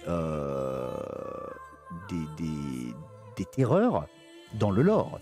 Des mecs qui ont mis à bas l'Empire, qui ont menacé la Bretonie entière, qui sont connus même dans plusieurs cultures comme un fléau. Alors on va vite, hein, allez vite, parce qu'on est en pleine digression. Autant terminer la digression. C'est faux, on va jamais y arriver. On va jamais y arriver. Vous êtes au courant qu'on va jamais y arriver, ça. Hein. Attendez, je cherche mes hommes bêtes. Les hommes bêtes. Vous avez des gars chez les hommes bêtes qui sont quand même ultra connus. J'y suis pas, putain. Héros homme bête. Voilà, j'y suis. Vous avez par exemple un gars, hein, vous avez toute une vidéo que je vous ai faite sur YouTube. Gortor, bien entendu, celui qui a littéralement rasé presque 3 régions impériales à lui tout seul avec sa harde. Gortor le Cruel. Donc quand même, un gars qui a menacé le nord de l'Empire avec ses hommes bêtes. Vous avez bien entendu Khazrak, Taurox. Bon alors Taurox, notre seigneur à tous. Bon, vous avez un gars voilà, qui a l'air extrêmement doué pour la diplomatie et la discussion pour arriver à des fins non agressives, bien évidemment. On a compris qu'eux, c'était les méchants. Ouais, on est d'accord. Mais que je finisse bien pour vous expliquer. Pour parler. On a Khazrak. Ah, pardon, excusez-moi, c'est pas la bonne image. Il est où Khazrak? Qu'est-ce que j'en ai foutu? Je vous retrouve Khazrak tout de suite. Il est là. On a Khazrak le Borgne, qui est lui aussi un énorme danger pour l'Empire et Middenheim. On a, bien évidemment, si j'en parle pas, il y en a un qui va me faire un procès. On a quand même Malagor. Malagor qui est appelé le Père Corbeau et qui est littéralement vu comme un aurige de la mort. Si jamais un jour dans l'Empire on voit un homme bête aux plumes de corbeau à 4 cornes voler au-dessus d'un village, On sait que le village sera détruit et qu'il sera corrompu par le chaos. C'est un augure de mort, littéralement. Père Corbeau, il est aussi appelé. On raconte aussi que c'est lui qui commande aux forces de la Dragwald. Bref, pas n'importe qui. Mauvais présage, exactement. Et on a Goros, etc. On en a plein d'autres. On a Grifflune, on en a plein, mais j'ai pas le temps de tous vous les faire. Mais on a surtout ce gars-là. Et si tous les autres là, Malagor, Khazrak, Gortor, ce sont des grands seigneurs hommes-bêtes, Malagor, le grand prophète des hommes-bêtes, celui qui parle au nom du chaos, Khazrak, Gortor, qui sont des énormes généraux, des mecs qui ont réussi à avoir tellement de puissance, des énormes combattants, pas généraux mais combattants, qui ont réussi à abattre les chefs adverses pour avoir leur horde et rager tout ce qu'ils voulaient, eh bien vous avez Morgur. Et Morgur, pour moi, c'est l'enfant du chaos ultime. C'est-à-dire que Morgur, il n'est pas un grand combattant, il n'est même pas mage, ce n'est juste qu'une parcelle de la corruption du chaos qui se trimballe sur Terre. Pour moi, en fait, c'est un mini vortex du chaos, mais un vortex de corruption. Morgur, c'est littéralement la corruption faite chair.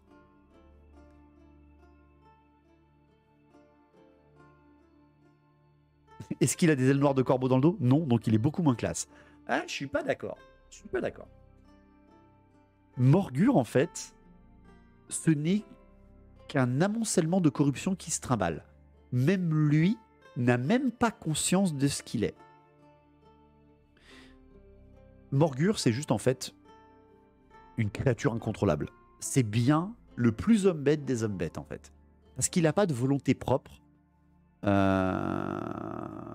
Morgur est juste une corruption qui divague et qui est attirée par des énergies plus puissantes que lui pour les corrompre. C'est lui qui veut buter le comte électeur du Midland? Non, Ectalion, c'est Khazrak. C'est Khazrak, le borgne, parce qu'ils se sont tous les deux arrachés un œil. Le mec qui doit faire gaffe en se curant le nez. Ouais, bon, il est muté, hein. Il est muté à un niveau incroyable. Morgur, il est né dans le monde de Warhammer, si on peut appeler ça être né, dans les années moins 1100, moins 1194, moins 1195. Donc, pour vous recentrer un petit peu, moins 1100, ça fait 400 ans que les peaux vertes ils viennent de débarquer sur Terre, en fait. Enfin, ils viennent de ravager les royaumes des nains. C'est les guerres gobelines, la guerre de la barbe est finie depuis presque 600 ans, etc. Je les confonds trop. C'est le souci un peu des hommes bêtes, c'est qu'ils se confondent assez facilement, les seigneurs légendaires. Avec une griffe pareille, il a que Force 4. Oui, bah attendez, on n'a pas fait pour les règles encore. Morgur est né d'une anomalie du chaos. C'est un homme bête qui a muté, qui est devenu lui-même un corrupteur. Il s'appelle littéralement le corrupteur. Cyanater, c'est le nom qu'il donne, que les elfes sylvains lui donnent. Parce que, en lien justement avec ces fameuses guerres secrètes, quelqu'un a ressenti sa naissance sur la planète. Quelqu'un a ressenti, alors qu'on est quand même dans un monde où tu as deux failles qui donnent dans le royaume du chaos lui-même un monde ésotérique ultra dangereux à chaque pôle de la planète, où tu as des vents canalisateurs d'énergie qui traversent le monde et qui retournent dans le néant. Pourquoi il y a Graou en photo sur le stream? C'est Graou non épilé. Hein. Une créature dans le monde de Warhammer va ressentir Morgur naître, cette espèce d'énergie corruptrice encore plus irréelle que les vents de magie. Et cette créature, c'est Ariel. Ariel va ressentir le déséquilibre qu'il y aura lors de la naissance de Morgur. Une naissance incontrôlée, une corruption pure. Sauf que Ariel, comme je vous l'ai décrit au début du stream, pauvre Graou, Ariel, la chose qu'elle haït le plus au monde, c'est quelque chose qui veut corrompre la vie. Je trouve qu'elle fait plus peur que Morgur. T'as quand même des goûts difficiles, Hauteville. Hein. Je peux faire ce que je peux faire ce que tu peux, mais voilà, il y a quand même des difficultés. Tu peux l'avouer quand même. Et donc Ariel, grande protectrice de la vie, au moment où elle ressent la naissance de Morgur, Morgur qui lui-même ne comprend pas ce qu'il est. Morgur, il n'est que la dégénérescence incroyable du chaos. Il est le chaos. Il peut même pas dire je suis Morgur, il arrive même pas à parler. La bestiole, c'est juste. C'est comment dire?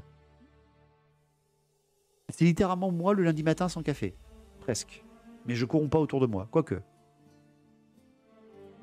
C'est moins plus dégueulasse. Morgur va errer. Et Ariel va vouloir le détruire. C'est la première chose qu'elle ressent, Ariel. En moins 1094, elle va vouloir abattre cette naissance. Tout de suite, avant qu'elle ne se développe. Et Morgur, enfant du chaos pur, va errer dans cette forêt, dans la forêt où il est né. Vidéo cosplay lundi matin, jamais. Jamais. Et le seul petit problème pour Ariel, c'est que elle va se téléporter par les racines du monde. Elle va se camoufler par des magies ésotériques qu'elle maîtrise. Et elle va abattre Morgur. Elle va l'abattre sans pitié. Elle va arriver dans une espèce de forme fantomatique et lui balancer un trait d'énergie sans pitié pour tout de suite tuer le corrupteur, cette corruption née. Et elle va se barrer. Elle va se barrer se disant j'ai balancé mon sort, la créature n'a pas pu survivre, elle est repartie. Elle est venue, elle a dit alors ça c'est non. Ouais, c'est le videur à l'entrée de la boîte qui fait non. Et merci Thin Thing, merci beaucoup pour le follow. Seule chose, c'est que Morgur est né du chaos, mais il est né de l'énergie même du chaos. Ariel va repartir et Morgur va renaître. Morgur est ce qu'on appelle un immortel dans le monde de Warhammer. Morgur n'est pas une personne physique. Morgur, c'est un homme bête immortel. Et voilà, fin de l'histoire, bonne soirée à tous, c'était la fin. Voilà, voilà, blague, c'est ça. J'aurais pu finir la soirée comme ça, mais non. En gros, lorsque l'énergie de Morgur va être détruite, sa forme physique, le chaos le refera popper quelque part. C'est un Assassin's Skaven ++. Ouais, elle rigole pas en termes d'Assassin's Skaven. Et donc Morgur, lorsque son corps va se régénérer par l'énergie du chaos qui est omniprésente sur la planète, il va avoir compris qu'il a été abattu par quelque chose qui ne mérite qu'un seul destin. L'énergie même qui émane de Morgur, lorsqu'il va avoir entreaperçu cette énergie fantomatique qu'il va l'avoir wipé en une seule seconde, lorsque Morgur va renaître, il va ne vouloir qu'une seule chose, corrompre la créature qui l'a abattu. Corrompre Ariel. Détruire Ariel. Peuple MacLeod. Ah ouais, mais même si tu le décapites, je suis pas sûr que ça passe. C'est comme essayer de se débarrasser d'un principe physique. Ouais, ou se débarrasser du fisc. Ouais, pareil. Et à partir de là, Morgur va ressentir quelque chose qu'il ne connaissait pas. Il va même d'ailleurs ressentir. Il va ressentir un besoin, chose qu'il ne connaissait pas avant. Le besoin de corrompre son ennemi. Corrompre cette chose qui n'a l'air qu'être vie pure et parfaite, ou en tout cas vie. Et ça va être le début de la guerre secrète. Faut faire une partie Ariel contre Morgur. C'est prévu. Les impôts français, c'est comme le Conseil des 13. J'ai la ref aussi. Ariel, malgré le fait qu'elle ait réussi à abattre cette forme physique en un seul coup, va comprendre que son action n'aura pas été suffisante. Et Morgur, presque, alors que je me gourre pas, 2 siècles, 200 ans, hein, presque 200 ans après qu'il se soit fait wipe out par Ariel, Morgur va arriver en Athel-Lorraine. Poussé par sa faim insatiable de corruption, faisant des allers-retours, des déclinaisons, etc. Parce qu'il n'est que le chaos quand même. Et même s'il a un but, un ressenti au fond de son corps, Morgur, il ne peut pas se contrôler. Il reste un homme bête, mais un homme bête ultra corrompu. Mais il va arriver quand même au bout de 2 siècles à trouver la source du pouvoir qui est Athel-Lorraine. Et alors là, Athel Lorraine, alors c'est un délice pour Morgur, car ce n'est que de la vie. Et la vie doit être corrompue. C'est le but de Morgur. Ça va, 1h40, on vient de finir l'intro. Je suis désolé, je suis désolé. J'ai peut-être vu un peu trop long pour ce soir.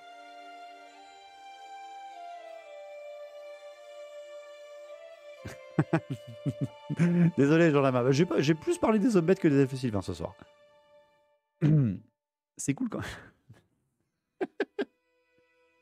Et donc, la première grande bataille de cette guerre secrète, c'est justement la bataille d'Athel Lorraine, Morgur contre Ariel. Dans Athel Lorraine, depuis la naissance de la forêt, et depuis même que les elfes sylvains vivent dedans, ils ont compris une chose, il y a toujours eu des hommes bêtes en Athel Lorraine. Je vous l'ai dit quand on a fait le stream d'Athel Lorraine, le stream de la forêt en elle-même, qu'est-ce que c'est qu'Athel Lorraine? Athel Lorraine est tellement gorgé de magie que c'est trop fluctuant. Même le temps en lui-même est fluctuant à l'intérieur d'Athel Lorraine. Les régions en elles-mêmes, certaines ne connaissent que l'hiver, certaines connaissent que l'été, etc., etc., etc. Et il y aurait toujours eu une énorme harde d'hommes bêtes qui errent dans la forêt d'Athel Lorraine et qui se fait bolos non-stop par tous les elfes et tous les esprits de la forêt. Et vu que c'est une timeline bizarre, qui parfois même reboot, ce sont des éternels perdants. Ils se font littéralement chasser non-stop. Et quand Morgur arrive, même s'il est suivi par énormément de rejetons, d'enfants du chaos qu'il a lui-même créés par sa corruption, eh bien il va rallier ses hommes bêtes à son énergie, à son essence, et il va ravager Athel Lorraine. Mais comme je vous l'ai dit, c'est un corrupteur. Donc c'est fourbe. C'est pas il va la ravager par la magie. Il est même pas mage, hein, Morgur. Il va pas la ravager par la bestialité de sa force, parce qu'il n'est pas un gros combattant. Il va ravager Athel Lorraine par sa corruption. Lorsque les elfes et les esprits de la forêt vont s'allier, comme ils le font toujours, parce qu'ils sont en symbiose contre cet ennemi, Orion au devant, hein, bien entendu, ou en tout cas les seigneurs sylvains devant, les esprits de la forêt et les elfes vont combattre côte à côte les hommes bêtes. Sauf que, comme je vous l'ai dit, les esprits de la forêt, surtout les plus jeunes, c'est-à-dire les dryades, elles sont nées du chaos, elles aussi. Elles sont nées de la magie du chaos lors de la grande catastrophe. Les hommes arbres les ont créés grâce à la magie du chaos pour combattre le chaos. Et Morgur est tellement corrupteur que lors des batailles, les dryades, certaines, pas toutes, mais les dryades changeaient de camp. Les dryades mutaient, enlevaient le contrôle des hommes arbres était enlevé de leur esprit et leur haine de tout ce qui n'est pas trame de la vie et donc Athel Lorraine, esprit de la forêt, était massacrée. Donc les elfes étaient trahis à des moments par les esprits de la forêt à cause de Morgur. Merci Pestou, merci beaucoup pour le follow. Les dryagores, alors non, elles ne mutaient pas en gore, les dryades, elles devenaient juste complètement folles en fait, incontrôlables, même pour les hommes arbres. Parce que le mec est tellement puissant en termes de corruption qu'il arrive même à corrompre des armes faites pour détruire le chaos. Je vous laisse imaginer l'énergie du gars. Hein. Il y a un mec qui a fait une armée mi-homme-bête dryade sur Insta en ce moment, ça envoie du lourd. Ah, envoie le lien avec Talion, je suis curieux. Enfin, les hommes-bêtes ont leurs politiciens. C'est à peu près ça. Et cette guerre qui va être terrible pour les elfes sylvains, et quand je dis elfes sylvains, c'est tous les habitants d'Athel Lorraine, parce qu'il y a même des traîtres parmi leurs propres rangs, sera mise à fin la première grande guerre, la première grande bataille de Morgur contre les elfes sylvains, prendra fin lorsque l'un des 3 derniers aïeux du monde, donc un des frères de Durtu, qui s'appelle Coedil. Et merci Pestou, merci beaucoup pour le Prime, merci énormément de ton soutien, c'est très gentil d'avoir choisi cette chaîne pour le Prime. Coedil, grand seigneur homme arbre, donc justement aïeul, créé en même temps que la première reine éternelle, etc. Donc je vous laisse imaginer la puissance du gars, arrivera à maîtriser Morgur et à être tué, enfin va tuer Morgur, avec l'aide d'Ariel, hein, bien entendu. Ariel va en fait balancer un blast énorme alors que Morgur est tenu par Coedil. Et Coedil va permettre ainsi à tuer Morgur pour quelques jours avant que son essence ne renaisse quelque part ailleurs sur la planète. Le combat est donc infini. C'est un combat qui ne s'arrêtera jamais parce que quand Morgur est tué, il renaîtra. C'est un immortel. C'est très rare dans le monde de Warhammer d'avoir ça, hein, des personnages aussi puissants en termes de péter de l'or. La façon dont il est mort, on dirait un match de catch. Comme Piccolo avec Raditz et Goku. C'est ça, elle a fait une... c'est ça. Exactement. Seul problème, c'est que lorsque ce mec meurt, si t'es au contact, il faut être extrêmement puissant ou mourir juste après pour ne pas être corrompu. Parce que lorsque Coedil a abattu cette créature, Coedil, qui je le rappelle bien, est un des premiers esprits de la forêt, un des aïeuls, des années plus tard, engrangeant le fait qu'il a tué Morgur et que les elfes sont peut-être au final un danger pour Athel Lorraine, peut-être qu'ils n'ont pas leur place, peut-être que défendre les elfes pour les elfes sylvains, pour les esprits de la forêt est plus perdant pour les esprits de la forêt que les elfes, etc. Eh bien, en fait, Coedil sera corrompu des siècles plus tard parce qu'il a touché Morgur trop longtemps et qu'il a, en tant qu'aïeul, quand même été corrompu. C'est donc la puissance du gars qui est quand même incroyable, hein, Morgur. Et Coedil, dans son revirement, qui a duré des siècles quand même, il s'est battu pendant des siècles mentalement. Peut-on être corrompu par la vérité? Eh bien, en fait, Coedil va tenter de empêcher la réincarnation d'Orion et va mener une rébellion dans Athel Lorraine où Coedil et ses filles, et sa fille principale étant Drisha, voilà, je le rappelle pour ceux qui ne le savaient pas, eh bien, va tenter de tuer tous les cavaliers sauvages de Kurnus de la clairière du roi dans Athel Lorraine pour empêcher que l'un d'entre eux devienne Orion, comme c'est le fait chaque année, à chaque printemps. C'est un cavalier sauvage qui devient lui-même Orion et qui mourra à l'hiver. Et lorsque justement Ariel est enfermé dans le chêne des âges avec les cendres d'Orion pendant l'hiver en se disant on va attendre le printemps pour revenir, eh bien Coedil attaquera et Ariel sortira de son arbre pour tabasser Coedil au dernier moment et donc sauver la réincarnation d'Orion, mais va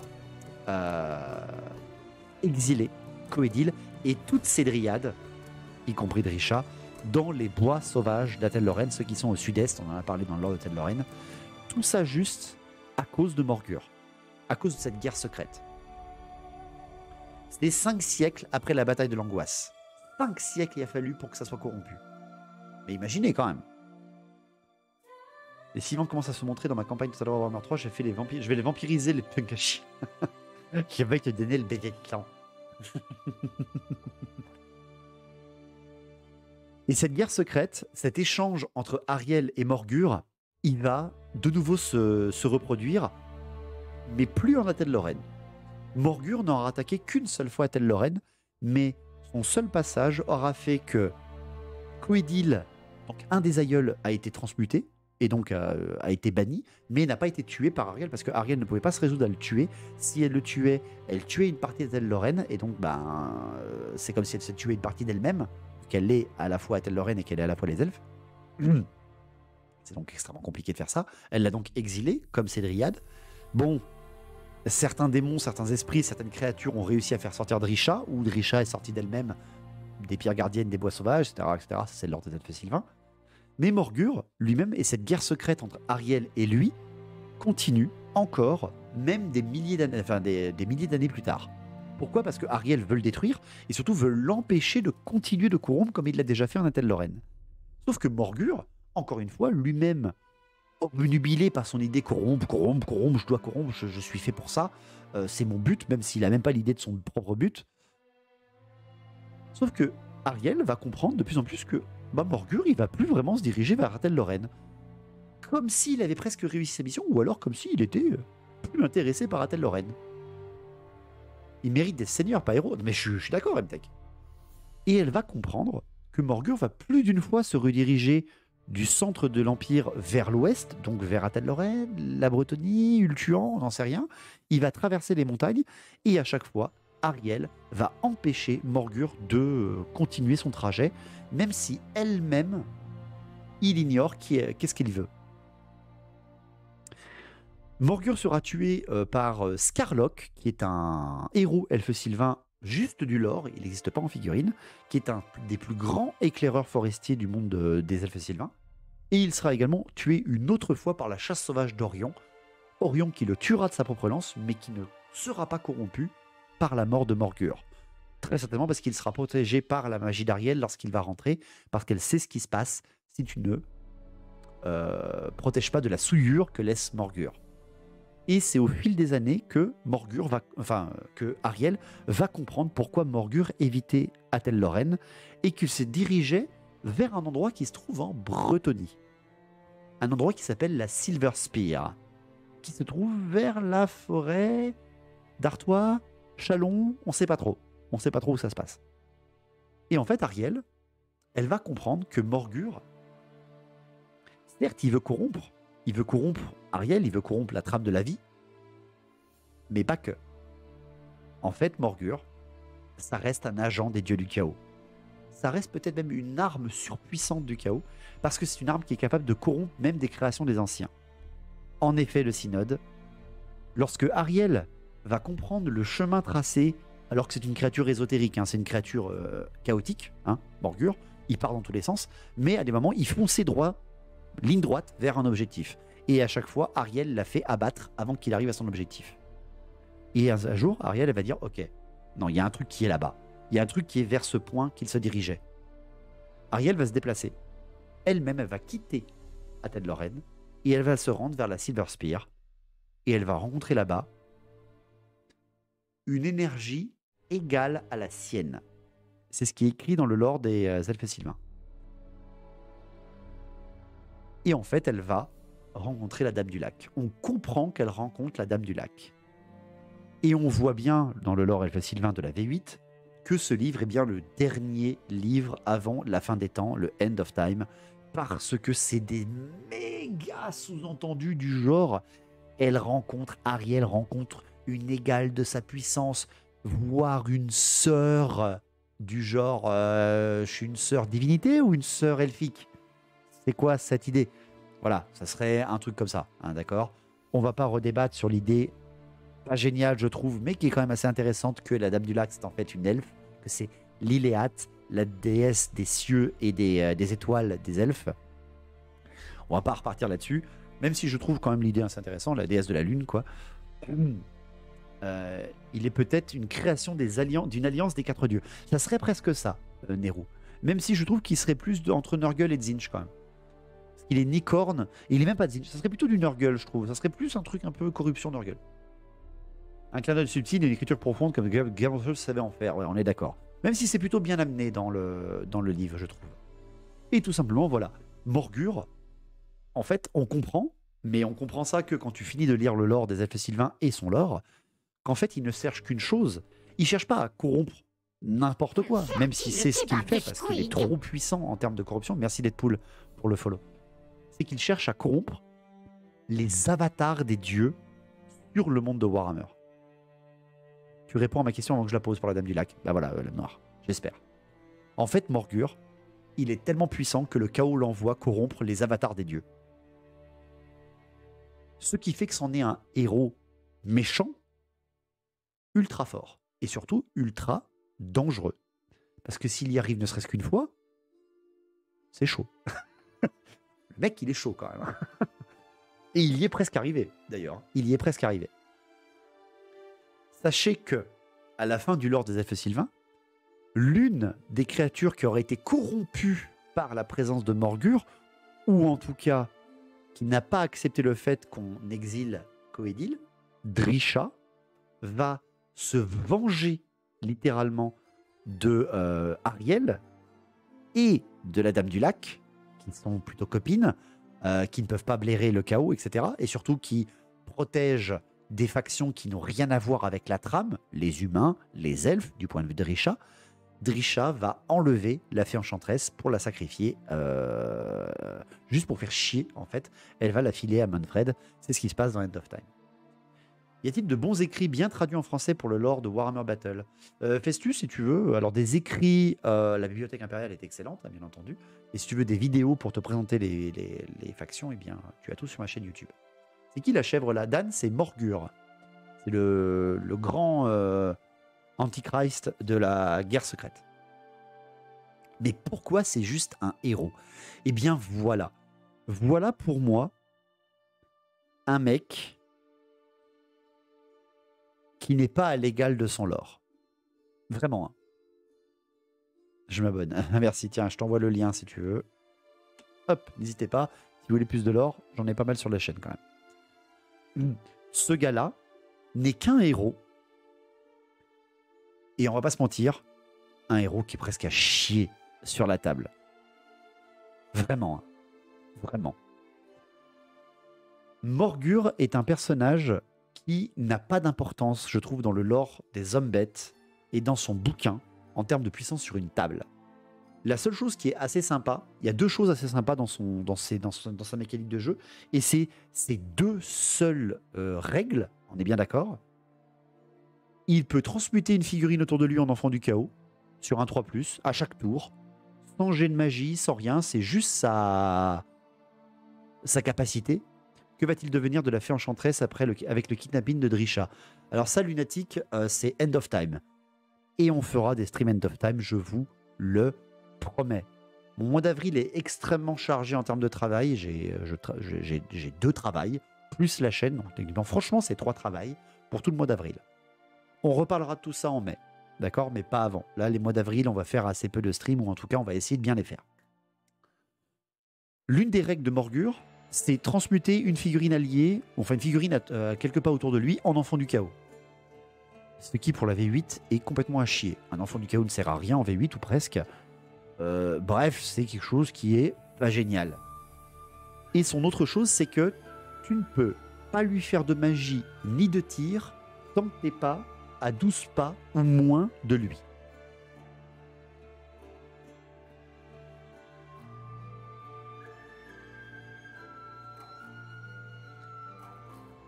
Ok.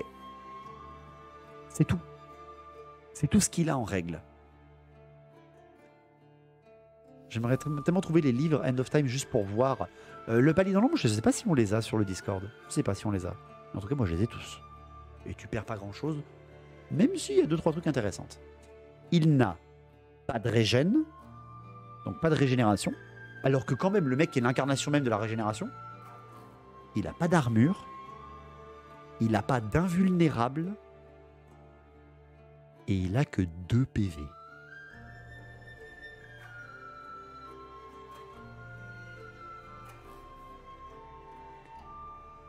Qu'est-ce qu'ils ont fait à ce personnage? Franchement. Alors que le mec, il est une épine dans le pied d'Ariel et d'Orion. Je trouve ça aberrant. Ça sert à quoi une invue quand tu reviens à la vie? Mais Chogoris, une règle comme ça, il est détruit sur la table, sur un 2+, il revient ailleurs sur la table. Et je trouverais ça super sympa. Ils sont sur Warhammer+, je sais pas si c'est téléchargeable. Ah, c'est vrai, ils sont sur Warhammer+, les End of Time. Putain, mais quelle honte. Dire je les ai payés, quoi. Réincarnation Wish, ouais, mais quand même. Je trouve ça aberrant. Ah oui, puis j'avais dit, il a que 3 attaques. Hein. Et c'est tout. Il laisse un gabarit de corruption en crevant. Ouais, mais c'est rien du tout. C'est rien du tout par rapport au lore du personnage. Et encore, lui au moins, il a une figurine. Et il a des règles. Son grand adversaire, qui n'est autre quand même que Ariel, elle a plus de règles depuis la V4. Hein. Ça, c'est pas une aberration aussi, bordel? Bon, on a Orion, d'accord, on a Orion chez les elfes sylvains. Et Orion, bah, il te le bouffe Morgur au petit-déj, hein, littéralement. En une charge, il le descend. Même, il s'approche, il tire, il le tue. Presque. Non, franchement, c'est aberrant, je trouve. Donc moi, j'ai fait mes règles d'Ariel, hein, pour ceux que ça intéresse. Mais donc, cette fameuse guerre entre les hommes bêtes et les elfes sylvains, Ça fait 3500 ans qu'elle existe. 3500 ans que la trame de la vie a compris que l'un des plans des dieux du chaos, même si c'est bien un plan des dieux du chaos, c'est-à-dire donner de l'énergie à une créature qui ne peut quasi même pas contrôler elle-même parce qu'elle ne sait même pas qu'elle existe pour quelque chose elle-même, c'est très chaos, il y a un ennemi à l'intérieur, une guerre secrète. Les elfes sylvains ne font pas que protéger Athel Lorraine, ils protègent toutes les trames des incarnations des dieux. N'importe quel avatar de dieu est en danger face à Morgur, parce que Morgur sera attiré par son pouvoir. Et merci Lelouch pour le follow. Et merci Hauteville aussi, merci beaucoup, bonne soirée. Ils auraient pu au moins lui mettre une règle comme s'il perdait toute la magie, etc. Oui, oui, un truc comme les Sigors ou un truc comme ça aurait été bien quand même. Ça aurait été pas mal. C'est vrai, Jules Popo, tout à fait, mon jeu. Même l'avatar de Kain, ben oui. Mais oui, en fait, vraiment, Morgur, il est sorcier. Mais non, même pas, Nérou, il est même pas sorcier. Vraiment, Morgur, son but, et tu le comprends, c'est de corrompre tous les avatars des dieux. Mais ça veut dire aussi les dieux des... c'est les dieux des... je sais pas moi, des Kislevites, donc il pourrait corrompre Ursule, s'il le pourrait. Et merci Shadow King, merci beaucoup. Il pourrait corrompre également les dieux des... les dieux des... Merde, putain. Les dieux des nains, s'il les trouvait. S'il trouvait des avatars de dieux ou des endroits un peu comme la porte de Valaya dans End of Time, il pourrait les corrompre. C'est un mec ultra dangereux, Morgur. Et je trouve que ses règles sont à chier. Les dieux du mout, tu veux dire le saucisson et la bière? Les dragons de Cathay, je ne sais pas s'il en serait capable, parce que les dragons de Cathay, c'est un lore qui a été implanté avec Creative Assembly, qui a été remis à jour par Creative Assembly. Tu lui feras des règles pour la prochaine potentielle bataille sur la chaîne? Oui, oui, Nérou. On adaptera ces règles. Comme celle d'Ariel. Hein. On a fait des règles. Je me suis fait les règles d'Ariel basées sur End of Time. Ça sera une bataille End of Time de toute façon. On la fera en mode End of Time, hein, la bataille, la guerre. Comme ça. On fera un Morgur burné. Hein. Voilà. On va en faire un qui sera l'égal d'Ariel. Comme le veut le lore. On touche pas aux produits sur du terroir, j'avoue.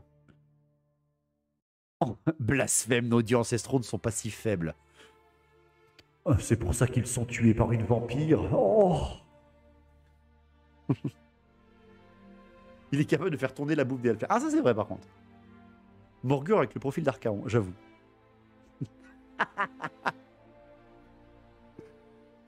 Ça part dans le livre des rankings. Je retourne à ma question qui me faisait. Pardon, oui. J'ai en souvenir que Morgur avait presque réussi à corrompre Ariel, mais qu'elle avait réussi à guérir. Réalité ou hallucination? Non, véritablement, Alagor, celle qui a failli corrompre Ariel par le pouvoir elle-même corrupteur de la magie, c'est Morathi. C'est lorsque Morathi a appris à Ariel la magie noire. Et la magie noire qui a rendu folle Ariel. Et qu'elle s'est soignée elle-même. C'est pas Morgur, c'est Morathi. La corruption de Morathi. La corruption de la magie noire. De rien, Managor. On te voit tous des propositions de règles pour les deux. Ouais, mais il y aura des trucs pétés. Il pourrait corrompre Nagash, mince alors. Oui. Ah, mais même, il est ultra attiré par Nagash. Et pas comme vous l'imaginez, bande de dégueulasses. Comment reconnaître des nains dans le chat? Oui, la guerre de la barbe était une attaque volontaire et délibérée des nains sans aucune valeur.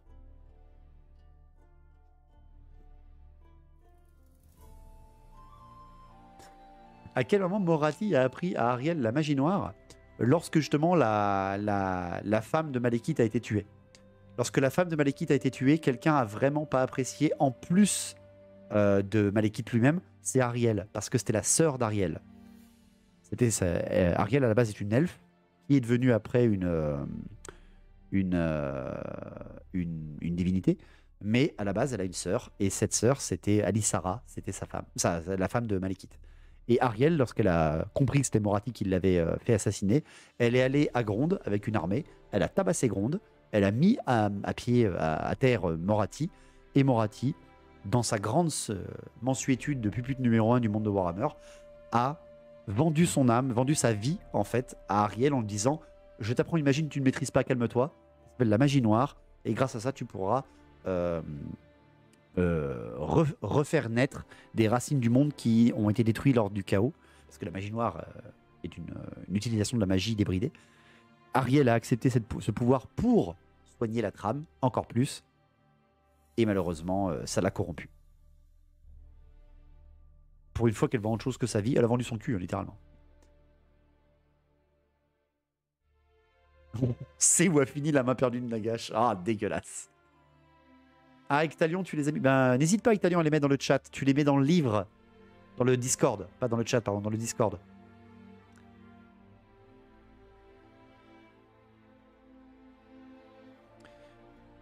J'ai pas tout capté, mais ça a l'air ouf. De quoi, Guruknak? C'est pour ça qu'elle est toujours si peu vêtue, oui, c'est ça.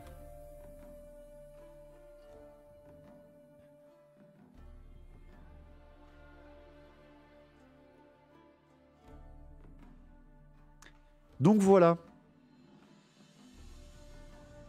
Je viens de finir le livre 1 de End of Time, plus que 4. C'est l'une des pires fins, je trouve, le 1. Avec le dernier. Bisous, je m'éclise. Bonne soirée, Malagor.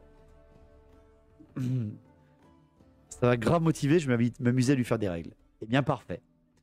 Car avec ça, on a vu ensemble qu'est-ce que c'était que la guerre secrète. Quel était le danger d'un personnage comme Morgur. Et peut-être que ça peut vous donner envie de démarrer les hommes bêtes ou de démarrer les elfes sylvains. Donc au final, oui, je sais, on a beaucoup plus parlé du prélude que de la guerre en elle-même. Le pire avec le dernier, il n'y a que du bon au milieu. Mon préféré, je pense vraiment mon préféré des End of Time, c'est Glotkin.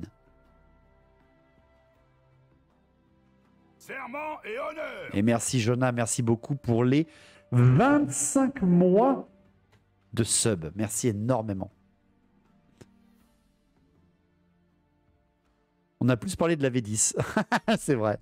Ouais, mais bon, c'est lundi, c'est les digressions. Écoutez, écoutez, voilà. Hein. On est là pour ça. On est là pour parler de Warhammer quand même. C'est tout. Quand même.